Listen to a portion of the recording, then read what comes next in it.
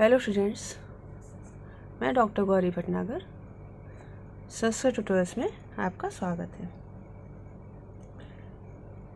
कालिदास और रचित मेघदूतम पढ़ रहे थे, जिसका पहला खंड पूर्व मेघ चल रहा है, जिसमें कि यक्ष मेघ को मेघ मार्ग बता रहा है, उसका रास्ता बता रहा है, जो कि अलकापुरी जाना है, जिस रास्ते से उसको देखें। भर्तु कंटक छवि रीति गणेश साधन वीक्षमाणा पुण्यम याया त्रिभुवन गुरो धाम चंडीश्वर से दूतोधानम कुवले रजोगंधिवी गंधवत्या तोय क्रीडा निरत युवती स्नान तिक्ते मृदभी।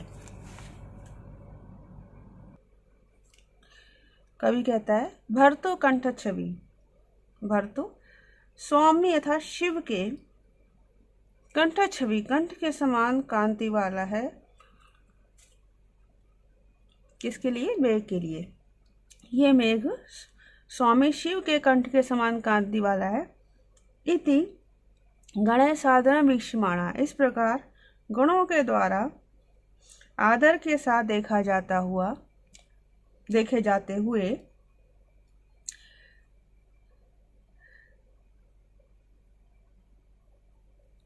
त्रिभुवन गुरु, तीनों लोकों के गुरु अर्थात स्वामी, तीनों लोगों के स्वामी चंडीश्वर, चंडी कहते पार्वती को, पार्वती के ईश्वर मीन्स पति, पार्वती के प्रति शिव के पुण्यम धाम याया, पवित्र धाम को, पवित्र स्थान को अर्थात मंदिर को जाना, जहां कुवले रजोगंधिवी, कुवले कहते हैं लाल रंग के कमल को, पुंडरीक कहते हैं श्वेत कमल को, उत्पल कहते हैं नीले कमल को। तो कुवले रजोगंधिवी, जहाँ लाल कमल की पराग से, रज कहते पराग को, से सुगंधित, और तोय क्रीड़ा निरत युवती स्नान तिक्त, तोय क्रीड़ा जल क्रीड़ा में लगी हुई युवतियों के स्नान से, तिक्त सुगंधित।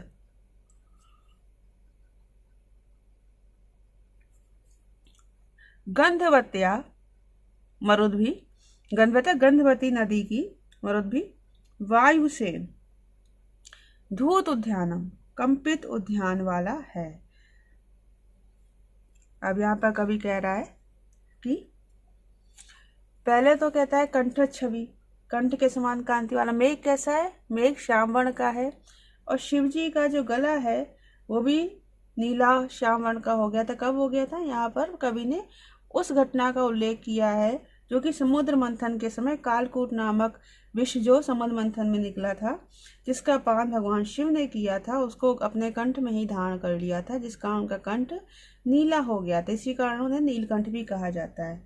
यहाँ पर कालिदास ने शिव के द्वारा विषपान की कथा की ओर संकेत किया है, जो कि वाल्मीकि रामायण में बालकांड के 45वें अध्याय में बताई गई है। उसके अलावा कई पुराणों में भी बताई गई है।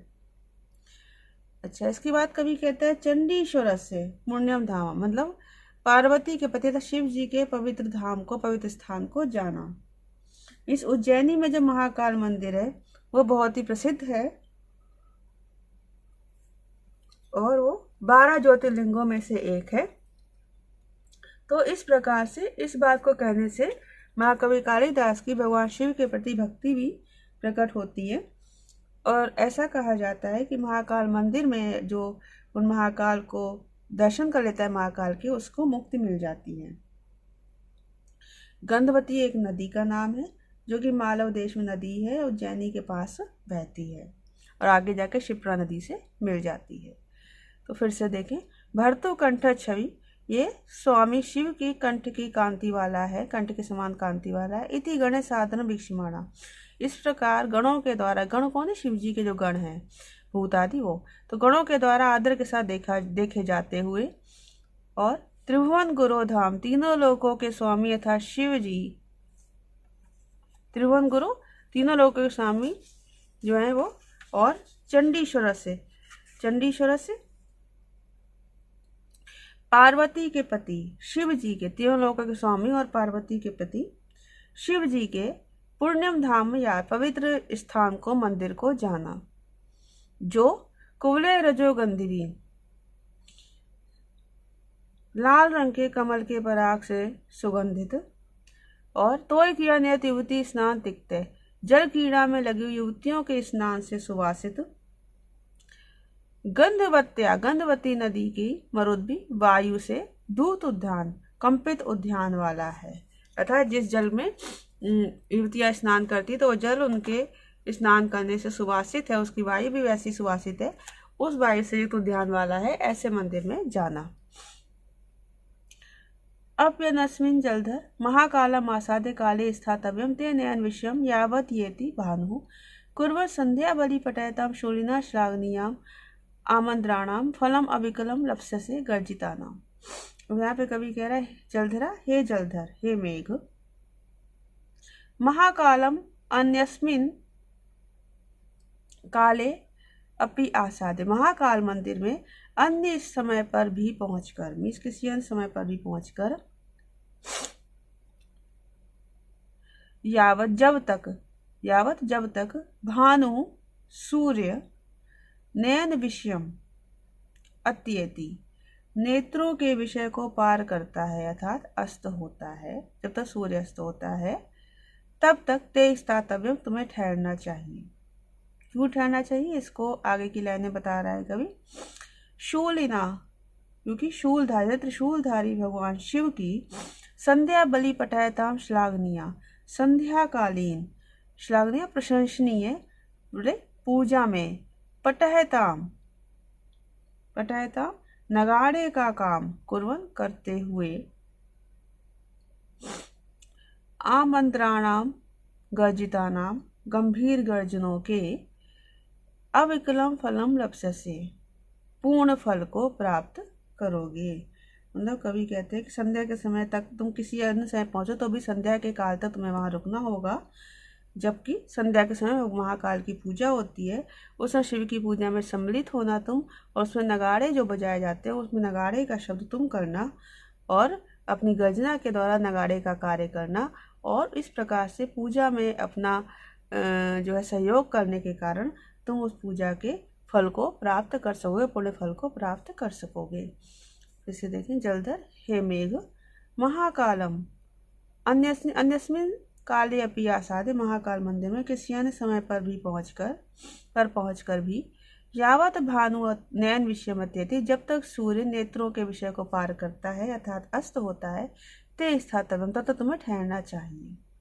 क्यों ठहरना चाहिए, शूलिना, क्योंकि शूलधारी तथा त्रिशूलधारी भगवान शिव की संध्या बलि पठयताम श्लाघनीयाम कुर्वन्, संध्याकालीन प्रशंसनीय पूजा में, पठयताम नगाड़े का कार्य करते हुए, आमंत्राणाम गर्जितानाम, गंभीर गर्जनाओं के द्वारा, अविकलम फलम लप्स्यसे, अपनी गंभीर गर्जनाओं के पूर्ण फल को तुम प्राप्त करोगे।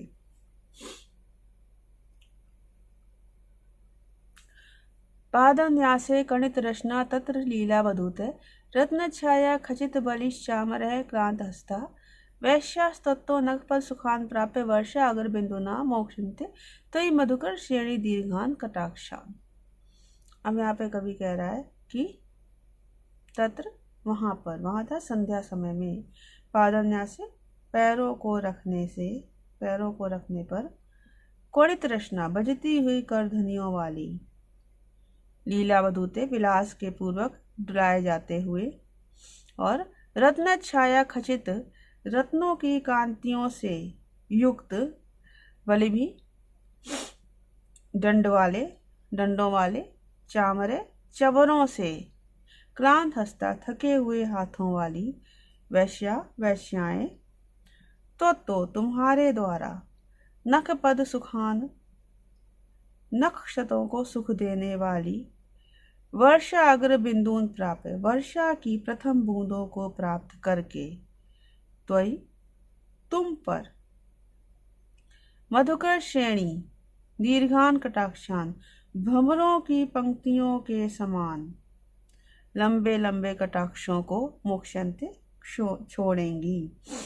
भ्रमक पंक्ति क्यों कहा है? क्योंकि आंखों में काला काजल लगा होता है, तो आंखों से जो नजरें मिलेंगी तो काले काजल से मिली हुई होंगी, इसलिए कहा है भौरे भी काले होते हैं, तो भौरों की पंक्तियों के समान लंबे कटाक्षों को छोड़ेंगी। न फिर से देखें, तत्र वहां था संध्या काल, वहां संध्या काल में पादन्यास से पैरों को रखने से, कुणित रचना बसती हुई कर देने वाली में चलते पैरों के रखने से पैरों गति के साथ बसती हुई कर देने वाली, लीलावधूते विलास पूर्वक डुलाए जाते हुए, और रत्न छाया खचित बलवी, रत्नों की कांतियों से खचित युक्त बलवी दंड वाले चामरे चवरों के द्वारा, क्लांत हस्ता थके हुए हाथों वाली, में चमर डुलाए जाए के हाथ थक गए हैं ऐसी वैश्याएं, नख पद सुखान, नख क्षतों को सुख देने वाली, वर्ष अग्र बिंदु ना प्राप्य, तो तुम्हारे द्वारा नख पदों को, नक्षत को सुख देने वाली वर्षा की प्रथम बूंदों को प्राप्त करके त्वयि तुम पर मधुकर श्रेणी दीर्घान कटाक्षान मुक्षन्ते, भंवरों की पंक्तियों के समान लंबे कटाक्षों को छोड़ेंगी। अगला श्लोक देखें। पश्चाद उच्चे भुजतरुवन मंडलेन अबलीना, सांध्यम तेजा प्रति नवजपा पुष्प रक्तम दधाना, नृत्तारंभे हर पशुपते आद्र नागा जिनेच्छाम, शांतोद्वेग स्तिमित नयनम दृष्ट भक्ति भवान्या। अब ये कहते पश्चात, इसके पश्चात तथा संध्या की पूजा के पश्चात पशुपति, यहाँ से लेंगे पशुपति, पशुपति भगवान शिव की। पशुपति क्यों कहा गया भगवान को? पशु से प्राय सामान्य पशु नहीं है, बल्कि शैव मत के अनुसार 3 पदार्थ के भेद होते, पशु, पाश और पति। पाश मीन्स अविद्या रूपी पाश से युक्त जीवात्मा को पशु कहा गया है। पाश के समान बंधन के कारण अविद्या को पाश कहा गया, और अविद्या पाश से मुक्त शिव को पति कहा गया है, इसलिए पशुपति कहा गया है। तो पशुपति भगवान शिव के नृत्यारंभे, नृत्य के आरंभ में, प्रति नव जपा पुष्प रक्तम, ताजे जपा के फूल के समान लाल, और सांध्यम संध्याकालीन, तेजा दधाना, तेज को, कांति को धारण करते हुए, उच्चे भुज तरु वनम, ऊंचे भुजा रूपी वृक्षों के वन को, मंडलेन अभिलीना, मंडलाकार व्याप्त करके, भवान्या पार्वती के द्वारा, शांत उद्वेग भय के शांत हो जाने पर, स्तिमित नयनम निश्चल नेत्रों से, दृष्ट भक्ति देखी गई भक्ति वाले तुम, उन शिव को, शिव की आद्र नागा जिनेच्छा, आद्र गीली, नाग कहते हैं हाथी को, अजिनिच्छा, अजिन मीन्स चर्म, गीले हस्ती चर्म की इच्छा को हर दूर कर देना। नृत्यारंभ में षष्ठी संहार के समय जो शिव दंत करते हैं उसको तांडव नृत्य कहा जाता है, उसी लिए कहा वो नृत्य आराम होने पर। पशुपति मैंने बता ही दिया आपको। अच्छा, दूसरी बात है आद्र नागा जिनेच्छाम, यहाँ पर इस पद का प्रयोग करके कवि ने, कालिदास ने शिव पुराण को संकेत किया है। इसमें कथा आती है कि गजासुर मीन्स गज का रूप धारण किया हुआ असुर जो था, उसको मारकर शिव ने रक्त से सने हुए उसके गज के चर्म को अपने हाथों में धारण करके तांडव नृत्य किया था। तो यहाँ यक्ष मेघ से कहता है कि तुम हाथी के समान रंग वाले हो, तो उस गजासुर की गीली चर्म बनकर शिव जी की इच्छा को पूरी कर देना, उनके हाथों पे समा जाना, जिससे कि गजासुर के गीले चर्म को शिव को पकड़े हुए देखकर पार्वती जी डर गई थी और वो तांडव नृत्य नहीं देख सकती थी। तो ये तुम गीले चर्म वाला स्थान ले लोगे तो पार्वती जी निर्भय होकर उस तांडव नृत्य को देख सकेंगी। फिर से देखें, पश्चात संध्याकालीन पूजा के पश्चात पशुपति के भगवान शिव के नृत्यारंभे, तांडव नृत्य को नृत्य के आरंभ में, प्रति नव जपा पुष्प रक्तम, नए नए ताजे जपा के फूल के समान लाल, सांध्यम तेजम दधानम, और सांध्यम तेजा संध्याकालीन कांति को धारण करते हुए, मीन्स लाल रंग की कांति को धारण करते हुए, उच्चे भुज तरु वनम, ऊंचे भुजा रूपी वृक्षों के वन को मंडलेन विलीना, मंडलाकार व्याप्त करके। अब यहाँ कवि ने कल्पना की है कि शाम के समय बादल लाल हो जाता है क्योंकि सूर्य डूब रहा होता है, तो उस कांति को बादल ने धारण की हुई है। और बादल ऊंचा पानी से भरा हुआ है तो थोड़ा नीचा है, तो कैसा है, वनों वृक्षों के जो वन हैं, वन वृक्षों वाले हैं, उनके ऊपर उनको व्याप्त कर रखा उसने मंडलाकार। तो कवि ने कल्पना की मानो भगवान शिव जी की भुजाएं जो है वृक्षों के, वन के वृक्ष हैं जिनके ऊपर बादल मंडलाकार व्याप्त है, तो मानो भगवान शिव की भुजाओं पर वो स्थित है। और सायंकालीन कांति, लाल कांति को धारण किए हुए, तो मानो लाल रंग की हस्तीचरण जो खून से सनी हुई है वो बादल का रूप है। इस प्रकार कवि ने कल्पना की है। तो नए जपा के फूल के समान लाल संध्याकालीन कांति को धारण करते हुए उच्चे भुज तरु वनम, ऊंची भुजा रूपी वृक्षों के वन को मंडलाकार व्याप्त करके भवान्या पार्वती के द्वारा शांत उद्वेग भय के शांत हो जाने पर स्त्री नैनम निश्चल नेत्रों के द्वारा दश भक्ति देखी गई भक्ति वाले तुम उन शिव की आद्र नाग अजिन इच्छा, गीली हस्ती चर्म की इच्छा को हर दूर कर देना।